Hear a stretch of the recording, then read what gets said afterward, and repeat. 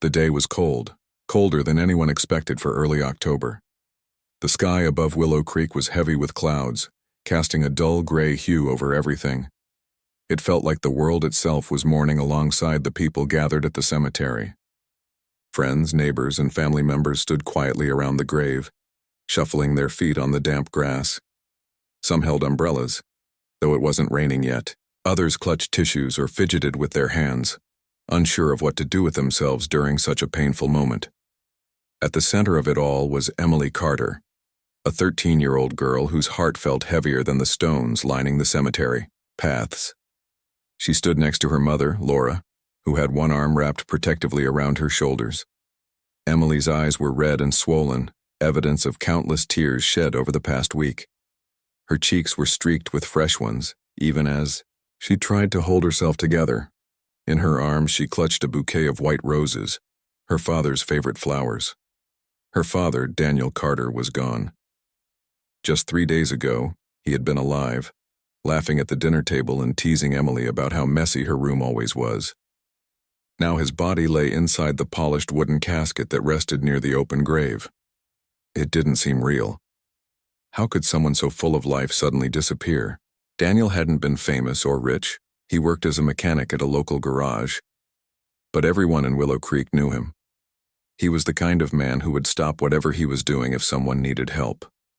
Whether it was fixing a broken-down car, on the side of the road, or lending an ear to a friend going through tough times, Daniel made sure no one felt alone.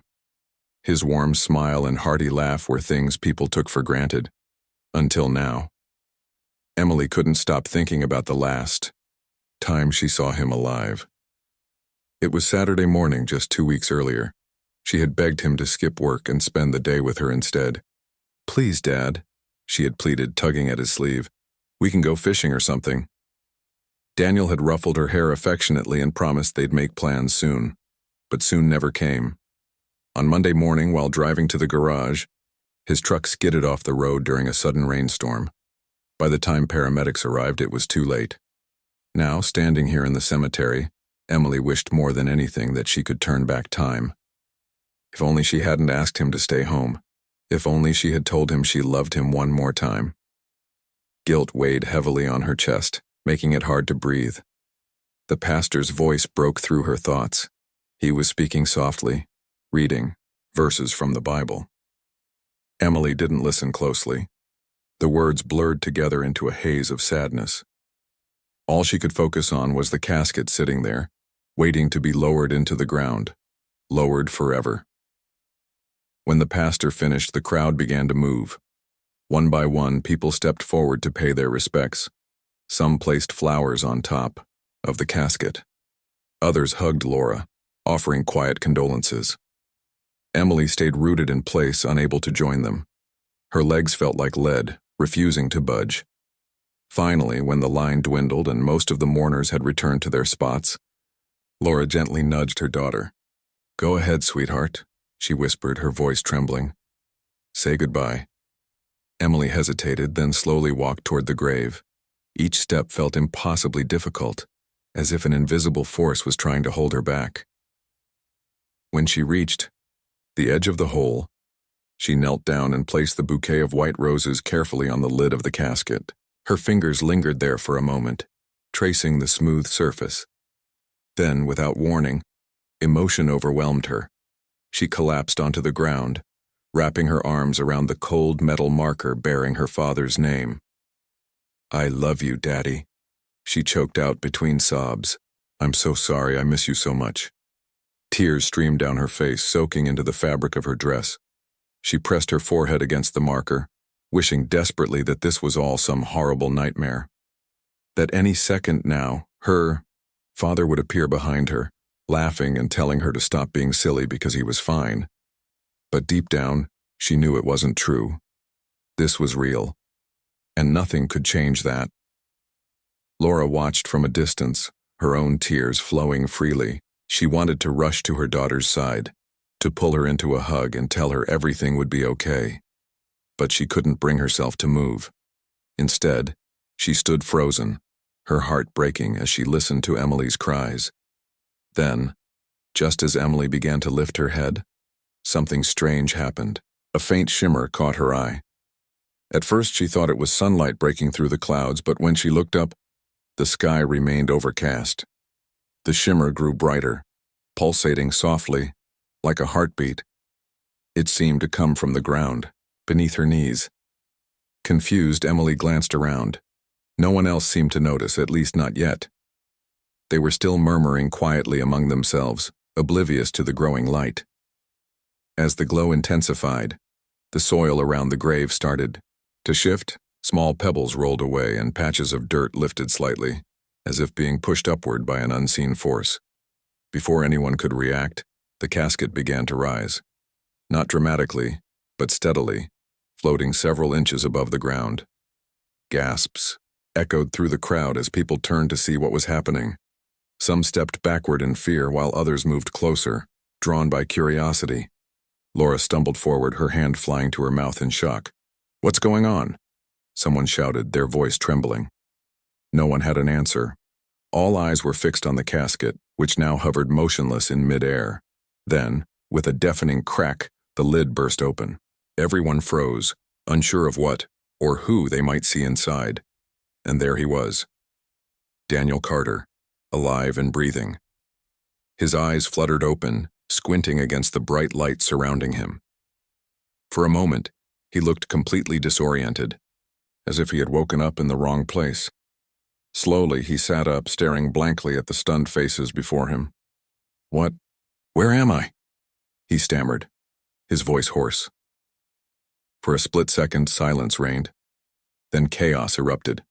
People screamed, cried, and rushed forward, unsure whether to believe their eyes. Emily, however, didn't hesitate. With a cry of pure joy, she threw herself into her father's arms, clinging to him as if afraid he might vanish again. Laura sank to her knees, tears streaming down her face. She couldn't speak, couldn't think. All she could do was stare at the man she thought she'd lost forever.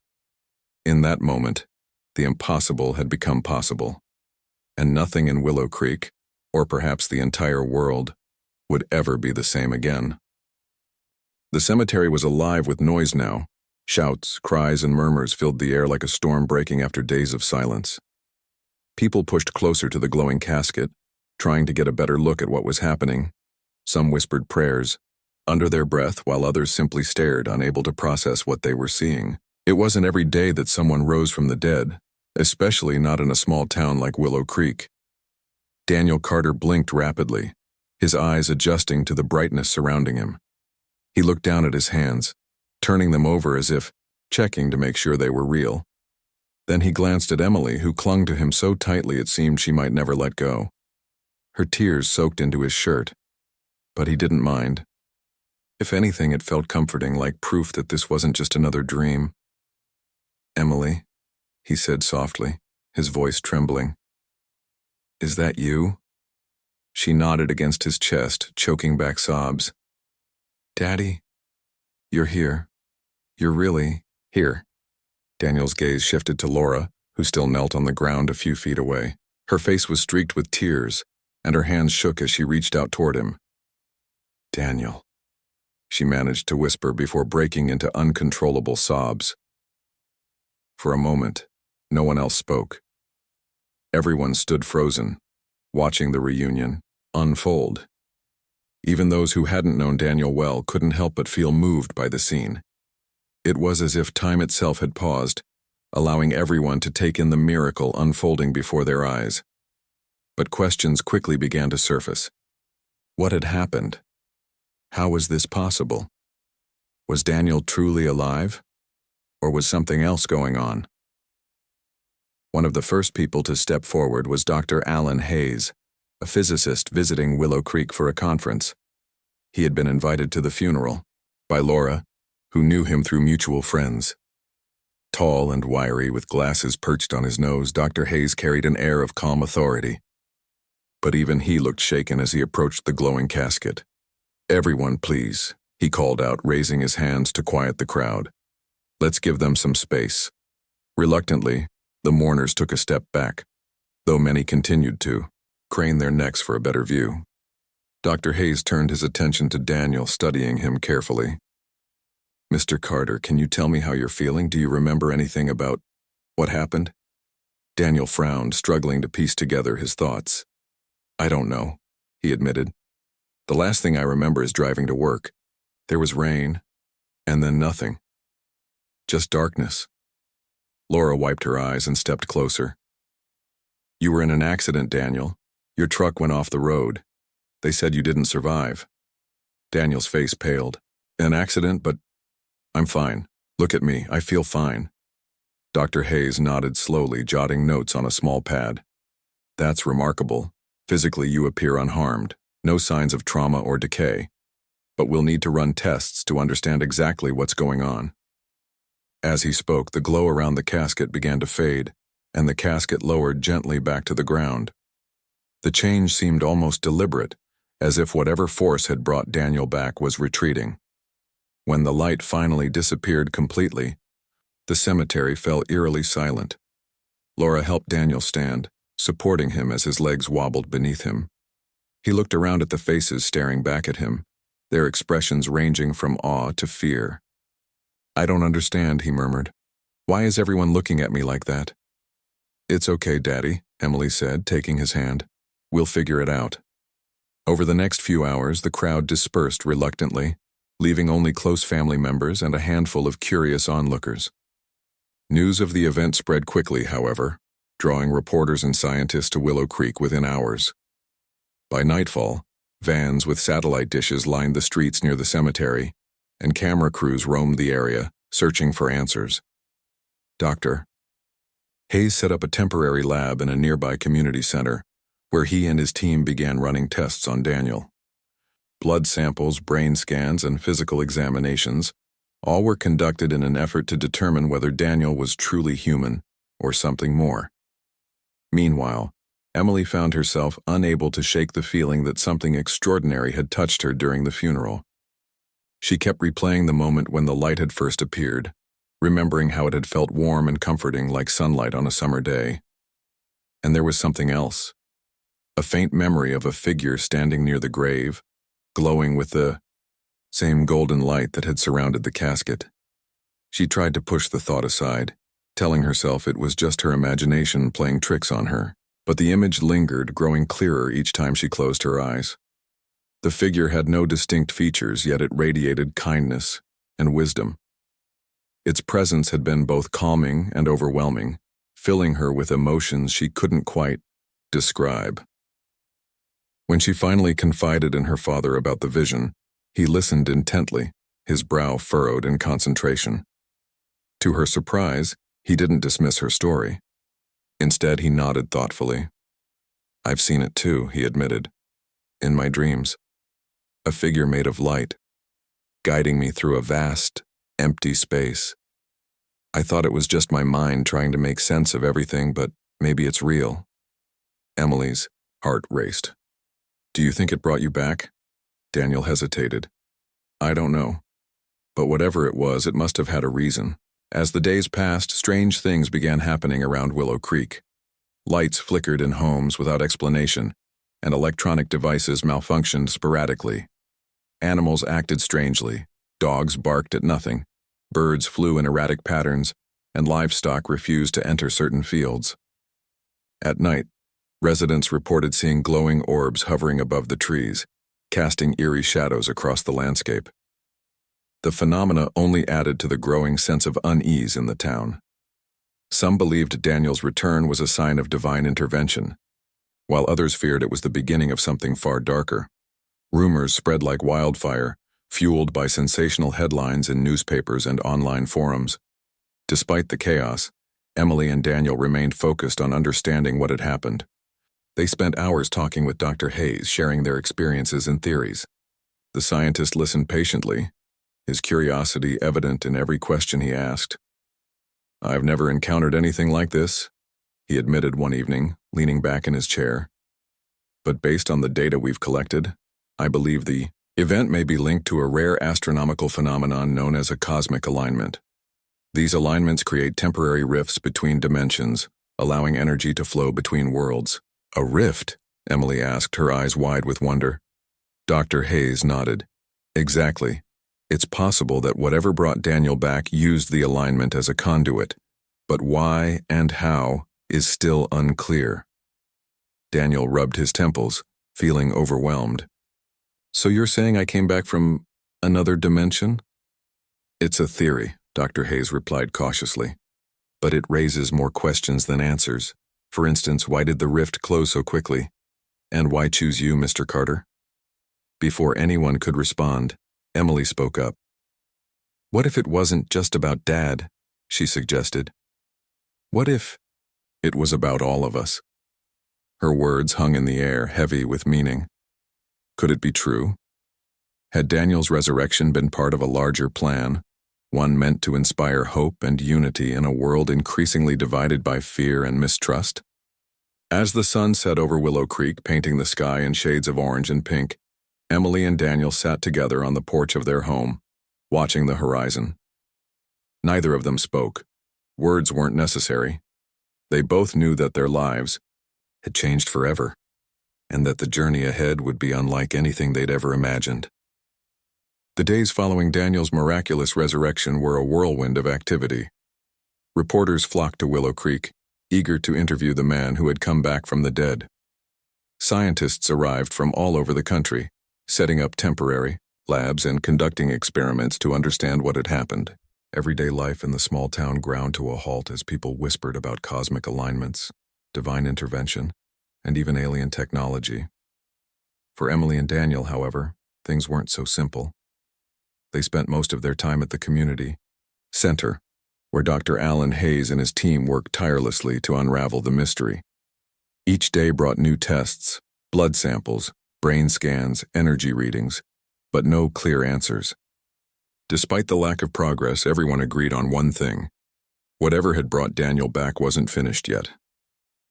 One evening, after hours of testing, Emily sat quietly beside her father, watching the scientists analyze the latest results. She felt exhausted, both physically and emotionally. Her mind kept drifting back to the glowing figure she'd seen during the funeral. It was always there, lingering at the edges of her thoughts, refusing to fade away. Emily, Daniel said softly, breaking the silence. Are you okay? She looked up, forcing a smile. Yeah, I'm fine, just thinking. You've been quiet lately, he observed. Is something bothering you? Emily hesitated before nodding. It's the figure, the one I told you about. I keep seeing it in my dreams, and sometimes... She trailed off, unsure how to explain without sounding crazy. Sometimes what? Daniel pressed gently. Sometimes I feel like it's still here, like it's watching us. Daniel frowned, his expression thoughtful. I've felt it too, that same warmth, that same presence. It's comforting, but also overwhelming. Dr. Hayes overheard their conversation and walked over, adjusting his glasses. You two mentioned seeing this figure before. Can you describe it again? Emily nodded slowly. It's hard to explain, it's not human, but it feels kind, like it only wants to help. It glows like golden light, and when it's near, everything feels calm. Daniel added, In my dreams, it guides me through this vast space. Stars everywhere, endless darkness, but it never speaks, not with words anyway. I just know what it means. Dr. Hayes scribbled notes furiously, his brow furrowed in concentration. This could be significant. If this entity, or whatever it is, was responsible for bringing Daniel back, then understanding its motives might be key to figuring out why this happened. As the days turned into weeks, strange occurrences continued to plague Willow Creek. Lights flickered unpredictably, car alarms blared in the middle of the night, and animals acted strangely. Some residents reported hearing whispers in the wind, though no one could make out the words. Others claimed to see faint glimmers of light hovering above rooftops or darting between trees. Despite the growing unease, Emily found herself drawn to these anomalies. She began experiencing sensations she couldn't explain, tingling warmth in her fingertips, flashes of vivid images in her mind, and an inexplicable connection to her father. Whenever Daniel felt anxious or overwhelmed, she sensed it immediately. as if his emotions were somehow linked to hers. One night, unable to sleep, Emily wandered outside and sat on the porch steps. The air was cool, carrying the scent of damp earth and pine needles. As she gazed up at the starry sky, she noticed something unusual, a cluster of glowing orbs hovering above the distant hills. They pulsed softly, shifting colors from gold to silver to deep blue. Her heart raced as she realized these were the same lights people had been reporting. Without thinking, she grabbed a flashlight and ran toward them, her bare feet slapping against the dewy grass. When she reached the edge of the field, the orbs disappeared, leaving behind only silence. But as she stood there, catching her breath, she felt it again. That familiar warmth. This time it was stronger, more tangible.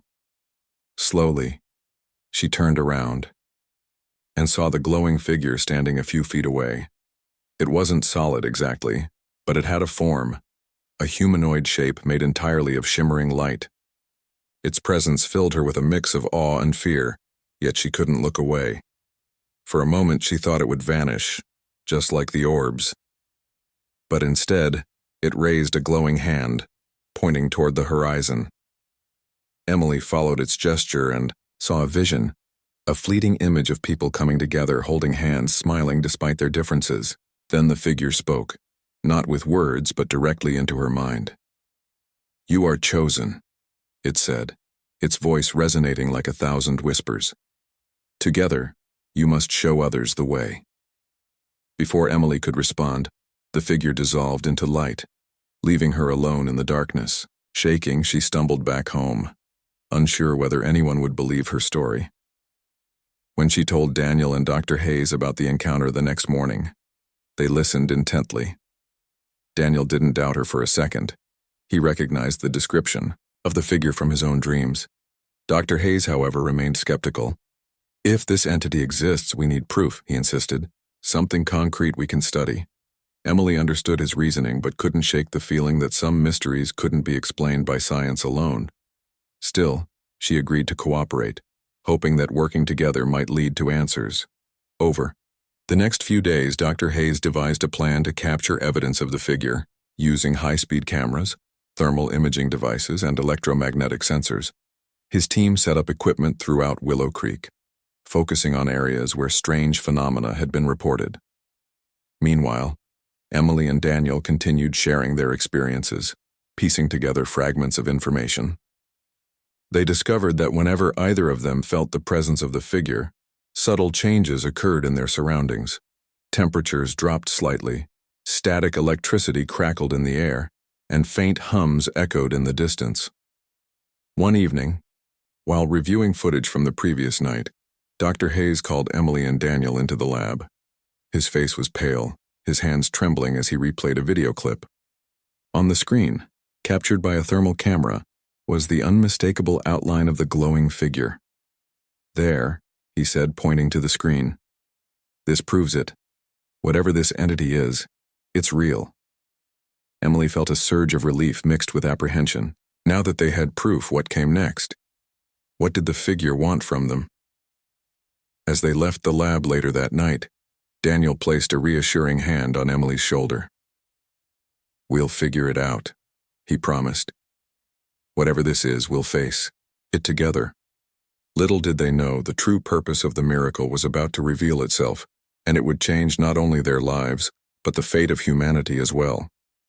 The discovery of the glowing figure on the thermal camera footage sent shockwaves through Willow Creek. People who had been skeptical before now found themselves questioning everything they thought they knew about life, death, and the universe. Dr. Alan Hayes became even more determined to uncover the truth, working late into the nights analyzing data and running simulations. Meanwhile, Emily and Daniel struggled to adjust to their new reality, knowing that whatever force had brought Daniel back wasn't done yet. One evening, after another long day of testing, Emily sat alone in her room, staring out the window at the stars. She couldn't shake the feeling that something big was coming, something she wasn't ready for.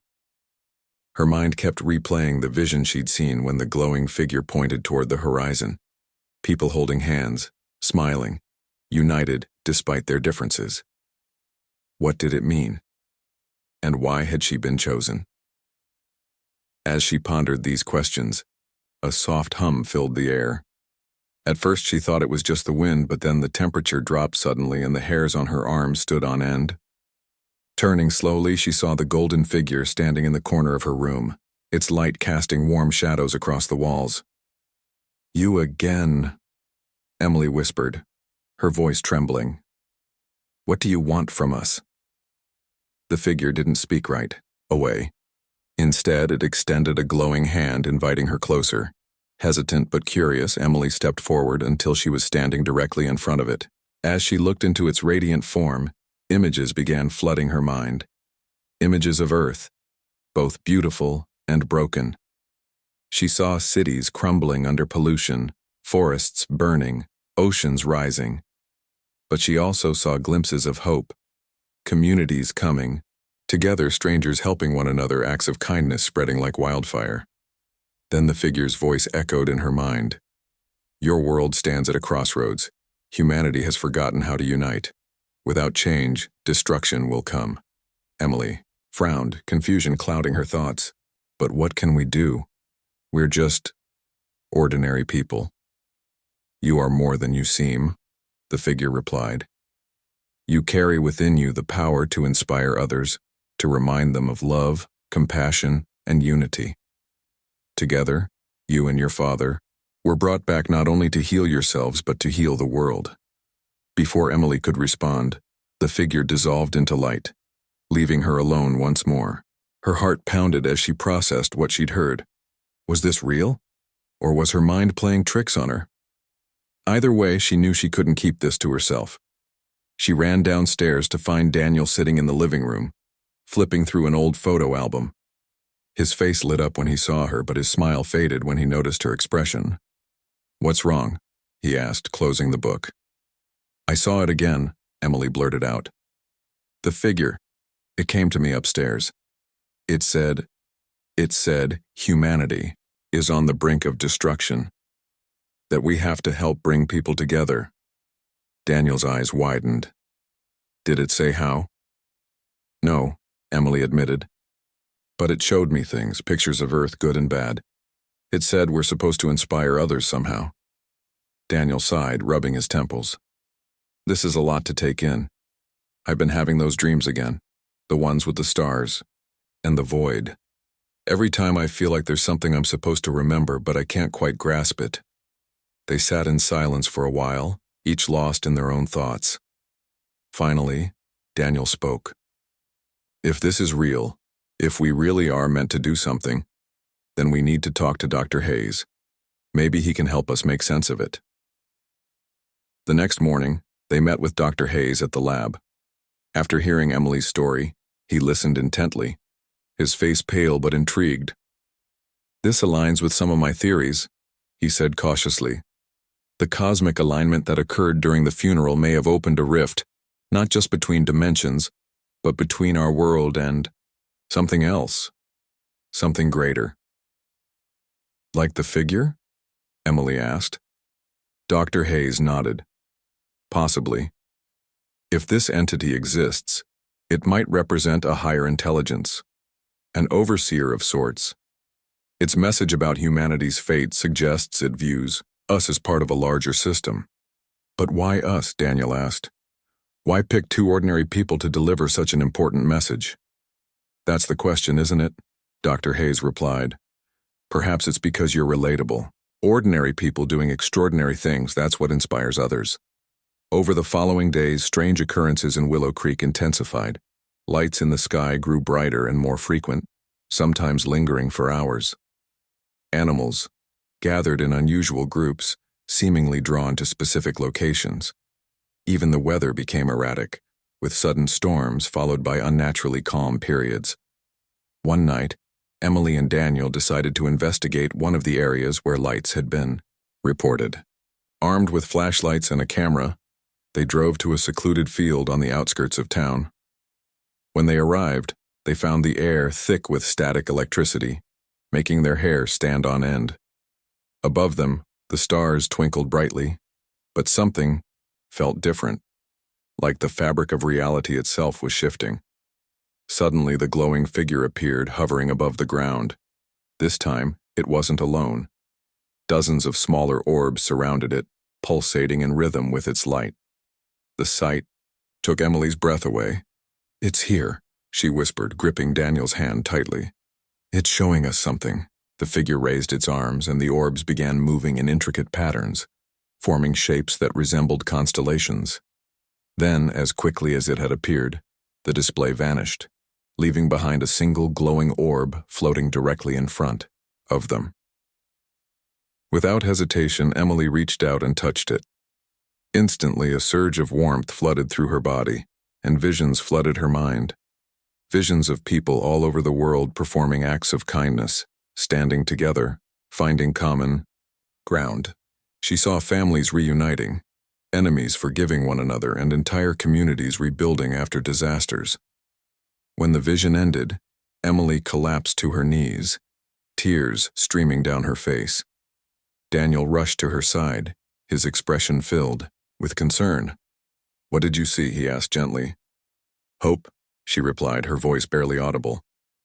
"I saw hope." Word of the encounter spread quickly, drawing even more attention to Willow Creek. News outlets dubbed it the Miracle Town, and thousands of visitors flocked to witness the strange phenomena for themselves. Some came seeking answers, others simply wanted to feel the presence of something greater. Amid the chaos, Emily and Daniel worked tirelessly to share their message. They spoke at community gatherings, wrote letters to newspapers, and used social media to reach people far beyond their small town. Their words resonated deeply, reminding others of the importance of unity and compassion. But as the weeks passed, Daniel began to notice something unsettling. The connection he shared with Emily, the strange sensations and emotions, was growing weaker. He tried to ignore it at first, telling himself it was just his imagination. But deep down, he knew the truth. His time was running out. One evening, as they sat together on the porch, Daniel turned to Emily with a heavy heart. "There's something I need to tell you," he said softly. I think I'm being called back." Emily's eyes filled with tears. "No, you can't leave again. Not now." "I don't want to," Daniel admitted. "But I feel it, the same pull I felt before. Whatever brought me back needs me to go." Tears streamed down Emily's face as she clung to him. "What am I supposed to do without you?" "You'll be okay," Daniel assured her, pulling her close. "You've always been stronger than you realize. This isn't goodbye forever. It's just until we meet again." That night, under a blood-red moon, the glowing figure returned one final time. It hovered silently above the cemetery, waiting patiently as Emily and Daniel approached. When they arrived, Daniel turned to his daughter, cupping her face in his hands. "Promise me you'll keep going," he said, his voice choked with emotion. "Promise me you'll never stop believing in the good in people." "I promise," Emily whispered, hugging him tightly. With a final glance at Emily, Daniel stepped toward the figure, which enveloped him in a warm, golden light. As he vanished, the skies cleared, and peace settled over Willow Creek. Though Daniel was gone, his legacy lived on. Emily dedicated her life to spreading the message of unity and compassion, ensuring that the miracle her father's return sparked would never fade. And somewhere, beyond the stars, Daniel smiled, knowing he had fulfilled his purpose. The days that followed Daniel's departure were some of the hardest Emily had ever faced. Though she understood why he had to leave, the ache of losing him again was almost unbearable. Every morning she woke up expecting to see him in the kitchen, sipping coffee and humming his favorite tunes. Every evening she half expected him to walk through the door, teasing her about leaving her shoes in the hallway. But he didn't come back this time, not in the way she wanted. Still, Emily held on to the promise she'd made to him, to keep going, to spread the message of unity and compassion. She began by writing letters, Letters to friends, neighbors, teachers, and even strangers who had reached out after hearing about the miracle in Willow Creek. Her words were simple but heartfelt, sharing stories of kindness and urging others to find ways to connect despite their differences. At first, people responded cautiously, unsure how to react to such an unusual story. But as Emily continued speaking out, posting videos online, organizing community events, and visiting schools, her message started gaining traction. People were drawn to her sincerity and the undeniable love she carried for her father. Slowly but surely, they began listening. One of the first major changes came when a local church invited Emily to speak during a Sunday service. Standing nervously at the podium, she looked out at the sea of faces before her. Some were curious, others skeptical, but all were attentive. "I'm not here to tell you what to believe," she began, her voice steady despite her nerves. "I just want to share my story because I think it matters. My dad came back not just for me or my mom, but for everyone.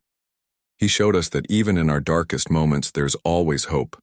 And now, it's up to us to carry that hope forward." Her speech moved many to tears. Afterward, dozens of people approached her, thanking her for reminding them of the importance of connection and empathy. It was then that Emily realized she wasn't alone in carrying her father's legacy. Others wanted to help too. Inspired by her courage, a group of volunteers formed what they called the Willow Creek Unity Project. Their goal was simple: to bring people together through acts of kindness and understanding. They organized food drives, cleaned up parks, and hosted gatherings where neighbors could meet and talk.